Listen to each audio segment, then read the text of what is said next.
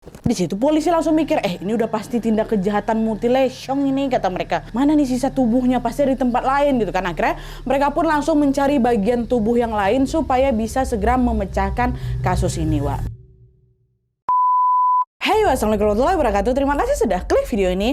Oke, selamat malam minggu dan selamat menikmati weekend kalian semua. Untuk menambah keseruan weekend kalian, seperti biasa malam ini aku datang kembali dengan membawakan satu kisah kriminal yang terjadi di negara tetangga kita, yaitu Singapura pada tahun 2005 lalu. Kisah ini betul-betul sempat menghebohkan warga Singapura karena melibatkan tenaga kerja wanita asal Filipina yang bekerja sebagai asisten rumah tangga di Singapura itu. Dan yang lebih mengejutkan lagi, Wak, pelaku dari kasus ini merupakan seseorang yang lagi-lagi sangat tidak diduga-duga. Nah, penasaran dengan kisah selengkapnya? Jadi tanpa berlama-lama kita langsung masuk aja ke ceritanya ya. Check it out.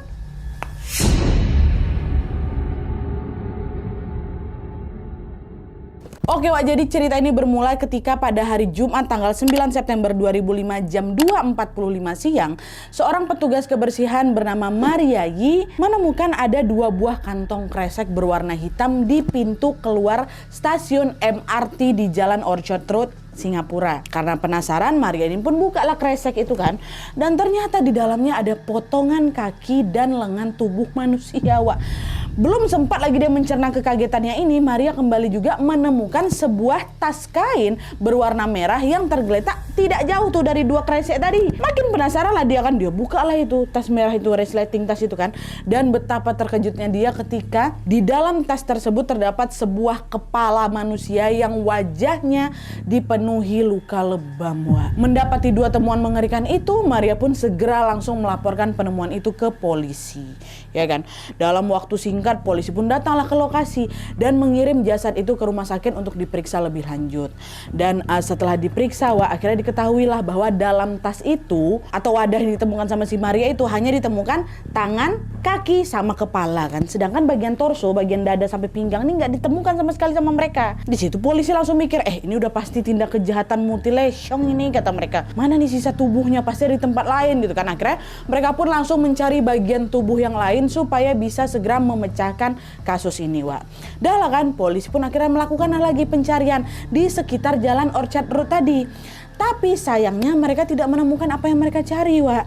Mana ya, di mana, harusnya sekitar sini juga, kata polisi kan. Sampai akhirnya 4 jam kemudian, Wak, tepatnya jam 6:10 sore, seorang pria bernama Alvin menemukanlah ini ada sebuah koper hitam di dekat taman MacRitchie Reservoir, Wak. Nah, meskipun penasaran dengan isi koper itu, Alvin nggak langsung dibukanya koper tuh, Wak. Dia justru memilih untuk langsung segera menelpon polisi dan meminta polisi untuk datang ke lokasi. Bapak, saya nemuin ada koper mencurigakan nih di sini, tolonglah pergi ke sini, Pak, kata gitu kan.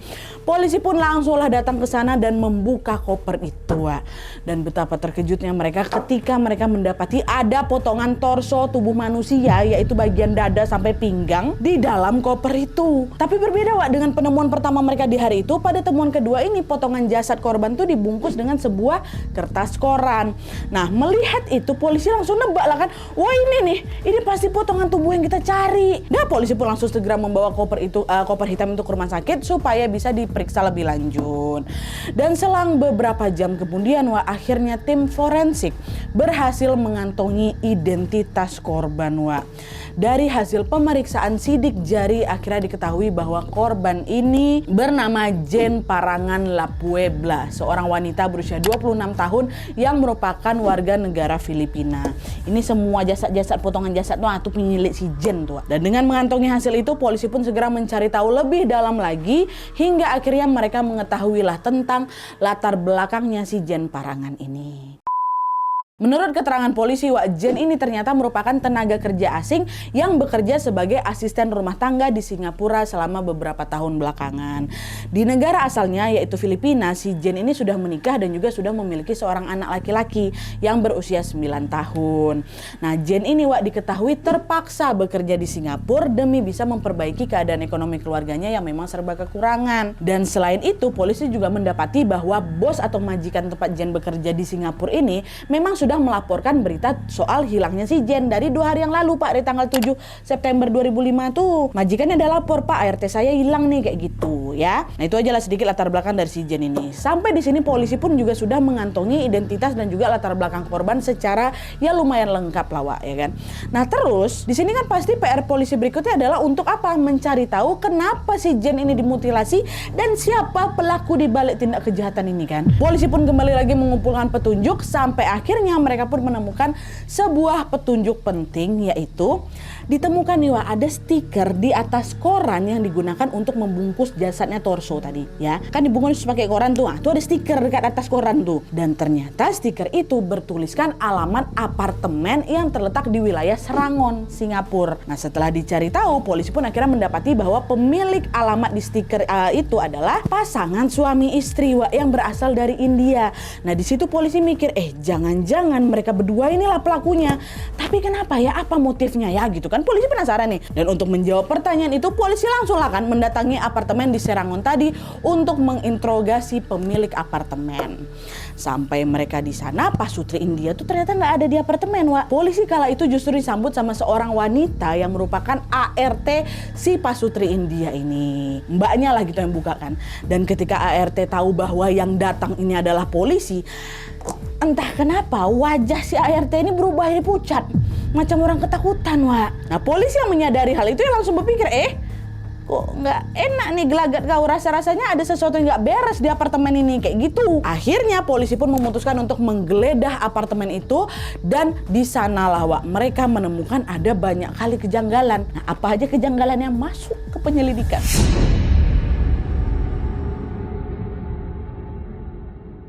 Nah jadi Wak, pas sudah masuk ke dalam apartemen Pasutri India itu, polisi pun dengan cepat langsung melakukan itu kan, penggeledahan kan di dalamnya. Ditemanin sama siapa ini, si ART ini. Setiap sudut ruangan digeledah sama polisi dengan sangat cermat.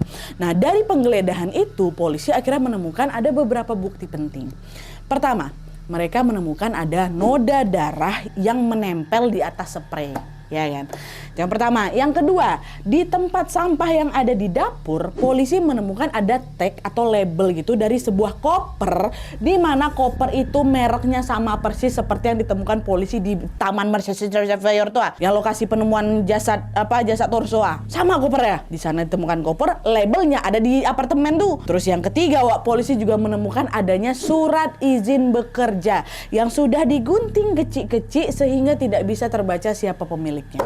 Ada 3 bukti penting kan. Mendapati bukti-bukti mencurigakan itu, polisi otomatis langsung nanya lah ke Mbak ART ini kan, yang pada saat itu merupakan satu-satunya orang yang bisa diinterogasi. Majikannya kan nggak ada di rumah nih.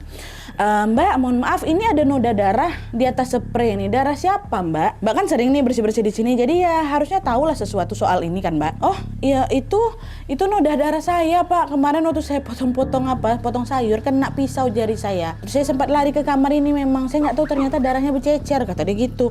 Oh gitu ya, baik. Terus ini Mbak, koper merek ini koper punyamu bukan? Kata polisi. Oh bukan Pak, bukan. Itu kopernya teman saya, tapi dititipinnya ke saya. Oh gitu, baiklah. Siapa nama kawan gue tuh yang nitipin koper nih? Siapa namanya? Hening dia Wak, gak bisa jawab sama sekali. Di situ polisi jadi makin curiga bahwa si ART ini pasti tahu sesuatu tentang korban mutilasi tadi itu. Pasti ada kaitannya deh nih. Alhasil hari itu juga polisi pun membawa si ART ini ke kantor polisi untuk diinterogasi lebih lanjut kan. Sesampainya di kantor polisi, si ART ini pun langsung lah ditanya-tanya ini seputar identitasnya. Hingga akhirnya diketahuilah bahwa si ART ini bernama Gwen Aguilar, berusia 29 tahun dan juga merupakan tenaga kerja wanita dari Filipina. Sama kayak korban kita si Jen Parangan, ya kan?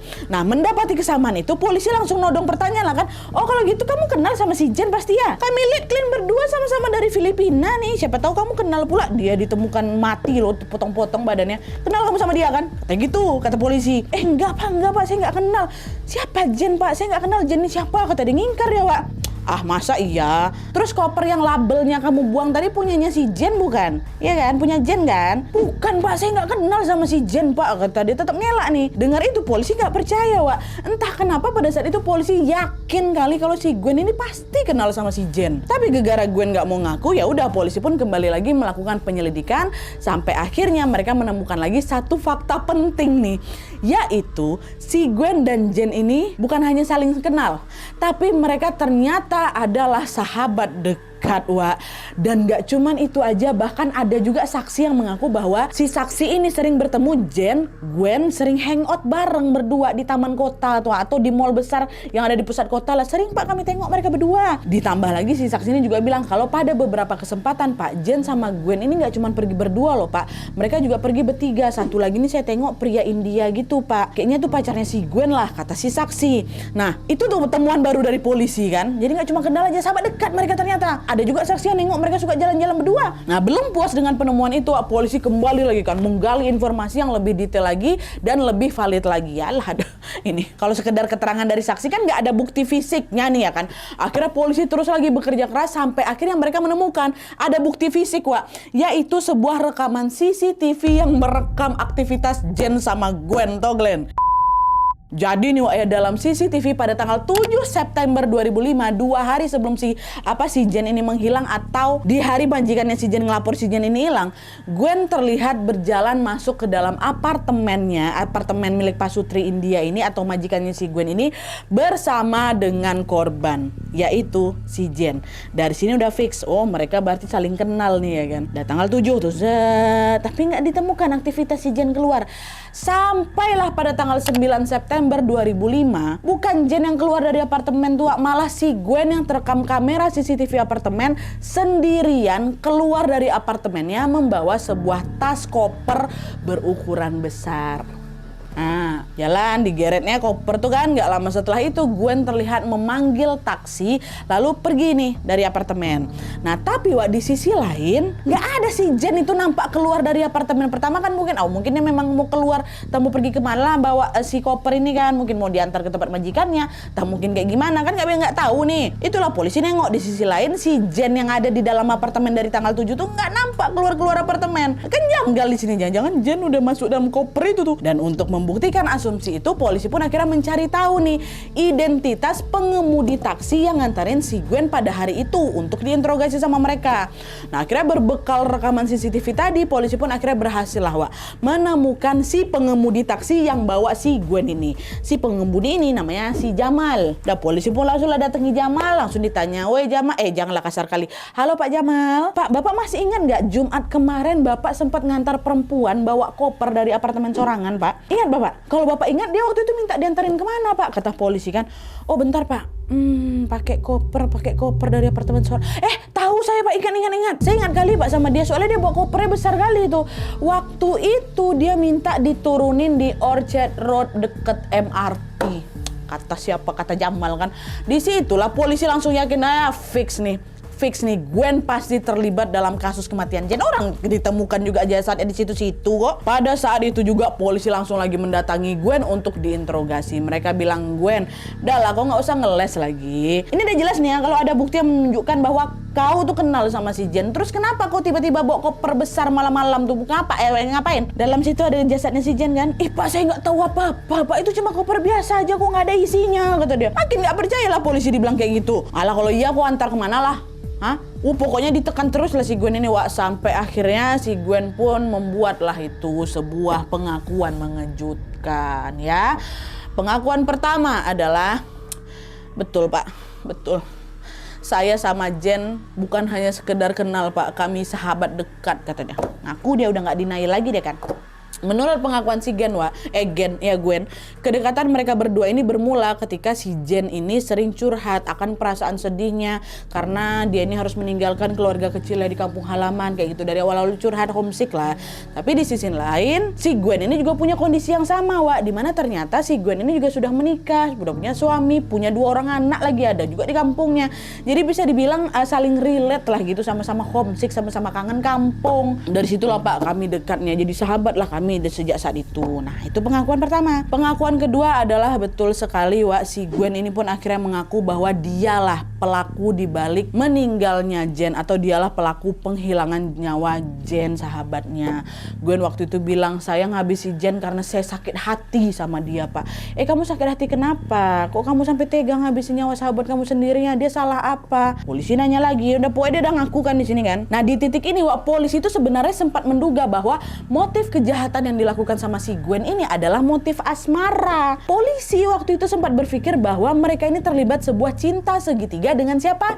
Dengan pria India tadi tuh yang disebut sama si saksi itu kan, katanya mereka sering hangout bertiga kan. Yang satu lagi pacarnya si Gwen. Dipikirnya itu gara-gara itu. Dan selain itu dugaan soal asmara ini juga berdasarkan fakta di mana kondisi jasadnya Jen itu termutilasi secara sadis dan mengenaskan kan. Kalian ingat kan kalau misalnya dalam sebuah kasus kriminal pelaku akan melukai korbannya dengan sangat brutal, itu tuh kan biasanya motifnya apa? Dendam, sakit hati gitu kan, Wak. Nah itu polisi sempat mikirnya, ini jangan-jangan gara-gara laki-laki India itu. Iya, kamu sakit hati gara-gara dia ya, kata polisi kan. Tapi ternyata dugaannya salah, Wak. Enggak, bukan soal asmara, melainkan karena masalah keuangan. Disitulah Gwen pun akhirnya menceritakan kronologi di hari kejadian di mana dia menghabisi nyawa sahabatnya sendiri. Nah, ini dia.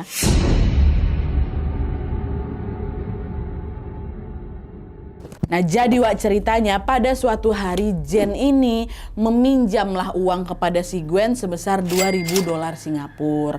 Dan konon katanya duit itu akan digunakan si Jen untuk ngirimin keluarganya yang ada di Filipina. Nah mendengar permintaan itu, si Gwen ini sebenarnya nggak bisa minjemin Wak, karena dia nggak punya uang sebanyak itu. Tapi karena si Jen ini terus-terusan memohon, tolonglah Pak Gwen, aku nggak tahu lagi mau minta tolong sama siapa, kasihan keluarga aku di sana lalalala gitu. Duit aku belum cair, duit aku nggak cukup, pokoknya kayak gitu kan. Gwen ini pun nggak tega Wak. Akhirnya dia pun relalah merogoh tabungannya sekaligus juga meminjam uang kepada rentenir. Jadi kan yang dipinjam sama si Jen $2.000 kan. Nah $1.000 diambil sama si Gwen dari tabungannya sendiri. Terus $1.000 dia pinjam lah itu ke rentenir. Ya kan, terkumpul lah ini $2.000.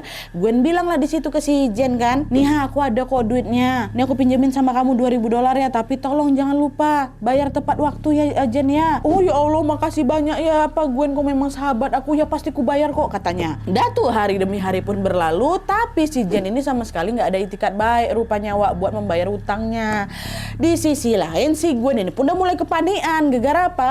Uang yang dia pinjam tadi kan dari rentenir Wak, otomatis kan juga udah mulai berbunga ya kan. Udah gak panik kok dia nggak bayar utangnya juga nih. Tapi meskipun demikian di titik ini Wak, hubungan mereka masih baik-baik aja. Gwen masih mau main sama si Jen, begitu pula si Jennya juga nggak pernah ngindar dari siapa ini, dari si Gwen. Meskipun memang dia beberapa kali mengingkari janjinya buat bayar utang kan.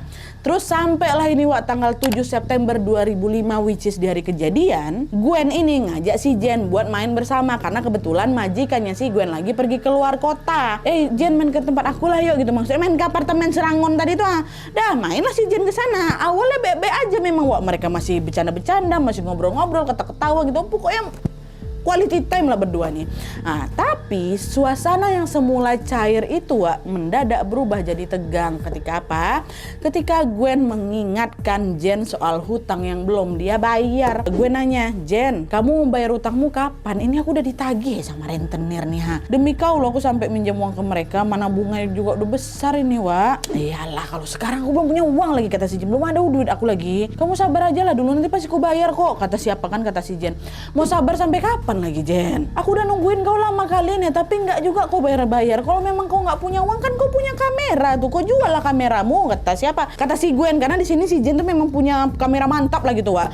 Nah tepat di saat si Gwen menyinggung soal harta benda milik si Jen ini tersinggung, nggak terima dia. Dia merasa kalau si Gwen ini sudah ikut campur urusannya terlalu jauh. Akhirnya, apa nih kau ngomong-ngomong soal kameraku? Kok jadi kau pula yang ngatur-ngatur aku, kata si Jen. Enggak, si Jen di situ. Nah dari situlah mereka pun langsung beradu argumen Wak, dan saling menyalahkan satu sama lain. Aku kan nggak pernah nyuruh kau minjam ke rentenir, salah kau sendiri lah. Kau ingat nggak kemarin tuh kau gimana susahnya nyari duit? Ya aku sebagai kawan kau cari lah gimana caranya. Dapat duit gue kasih juga semuanya sama kau, nggak ada aku ambil sedikit pun ya. Kau pun udah tahu juga aku minjamin ke rentenir. Kau bilang makasih lah ya, aku nggak kepikiran juga soal rentenir ini. Udahlah pokoknya nanti ku ganti. Pokoknya beradu mulut lah mereka Wak. Nah selang beberapa saat kemudian pertengkaran verbal ini pun berubahlah menjadi pertengkaran fisik, di mana si Jen ini macam didorongnya lah si Gwen ini. Jadi Jen sama si Gwen ini saling menyakiti lah satu sama lain, Wak. Nah, Gwen di sini udah betul-betul gak habis pikir lagi sama kelakuan si Jen. Oh, kau ini udah kubela-belain minjem uang rentenir nih ya. Aku loh yang nanggung bunganya, bukan kau yang ku minta. Sekarang malah kau pula yang nggak mau bayar utang, kau pukul-pukul pula aku. Kurang ajar kau nih ya ketika gitu. Dan karena diliputi emosi yang teramat besar, Wak, Gwen pun akhirnya mencekik leher Jen hingga dia tewas seketika di situ. Wow, mati si Jen ya. Nah, nengok sahabatnya udah mati kayak itu, Gwen pun langsung panik lah dia. Mati kawan aku nih. Akhirnya di situ dia memutuskan untuk menyembunyikan jasad Jen di dalam kamarnya tanpa sepengetahuan bosnya. Ditaruh dulu jasad di dalam kamarnya tuh, bosnya balik nggak tahu kalau ada jasad ke situ. Gwen simpan jasad itu kan sehari sampai akhirnya dia mulai khawatir. Aku nggak bisa nih nyimpen mayatnya si Jen terus-terusan kayak gini nih. Aku harus membuangnya ke suatu tempat. Apa aku potong-potong aja lah ya biar gampang ngebuangnya, itu kata si Gwen. Nah, sebelum jasad si Jen ini dipotong-potong, Wak, Gwen ini pergi dulu nih ke sebuah pusat perbelanjaan bernama Mustafa Shopping Center dan membeli berbagai peralatan yang memang dia butuhkan, macam pisau dapur, sarung tangan latex, dan juga 2 buah kantong kresek tuh ya kan. Nah, dia beli, balik lagi ke apartemen. Sesampainya di apartemen, Gwen pun lalu melancarkan aksinya dengan pisah-pisahkannya lah jasadnya si Jen itu jadi 6 bagian. Dan setelah itu dia memasukkan potongan jasad tersebut ke sebuah tas dan juga ke sebuah koper dan juga ke 2 kantong kresek ya kan. Dari kantong kresek sama tas ini dimasukkanlah ke dalam koper gitu. Dan setelah semuanya selesai, Gwen pun lalu membuang tas-tas tersebut di 2 tempat berbeda, yaitu di mana? Di Orchard Road sama taman yang susah kali disebut tadi Taman McRitchie Reservoir ya, disitulah dibuangnya. Itulah ditemukan sama Maria sama si Alvin. Nah, mendengar pengakuan tersebut, polisi pun langsung menangkap Gwen pada saat itu juga, Wak. Dan selain itu polisi juga langsung menetapkan Gwen sebagai tersangka pembunuhan berencana dengan ancaman hukuman mati. Tapi kemudian, Wak, pada 2006 sebelum sidang pertamanya Gwen ini digelar, tim kuasa hukum Gwen langsung melakukan banding agar kliennya ini mendapatkan pengurangan masa hukuman, Wak.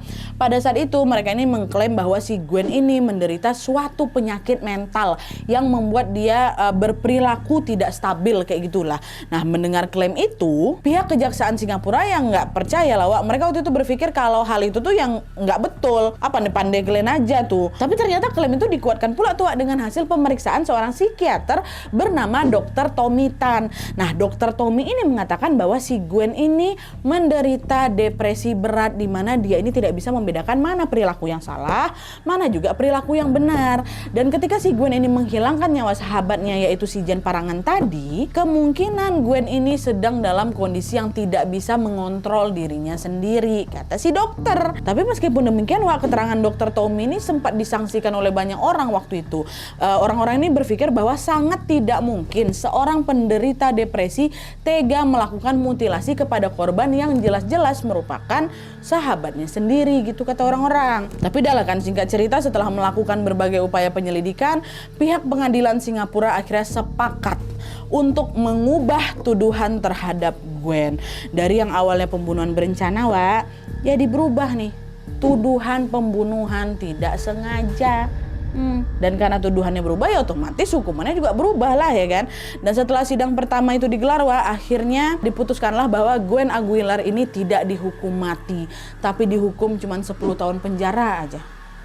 Gwen di penjara tahun 2005, bebas dia 2015 kemarin. Jadi sekarang dia udah bebas. Nah, jadi itulah dia, Wak, kasus penghilangan nyawa yang menimpa seorang tenaga kerja wanita di Singapura.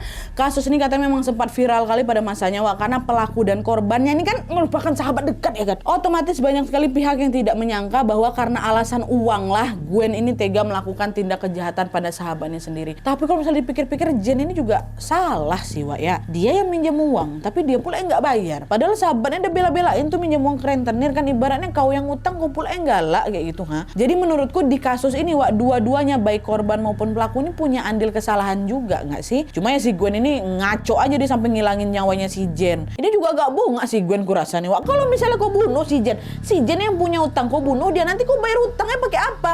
Yang harusnya bayar udah kau mati kan, ya kan? Kalau menurut kalian gimana, Wak? Siapa yang salah di dalam kasus ini, Jen kah atau Gwen kah? tulis pendapat kalian di kolom komentar di bawah ya. Dan dari pesan ini sama-sama kita diingatkan untuk jangan lupa bayar utang. Jangan bisa minjam aja, kalian kasihan wak yang diutang itu. Kadang segan awak yang diutang tuh mau minta utang Tolonglah pengertiannya ya, biar nggak ada selek. Hati-hati wak, uang tuh panas. Nih tengok nih sahabat dekat nih kemana-mana berdua tuh, bayangkan sama kalian bunuh gara-gara utang.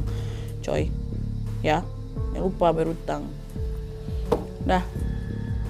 Oke Wak, jadi sekian dulu videonya. Terima kasih banyak yang sudah menonton. Kalau kalian suka video ini, klik like-nya. Jangan lupa komen di bawah untuk ide dan saran-saran untuk video selanjutnya.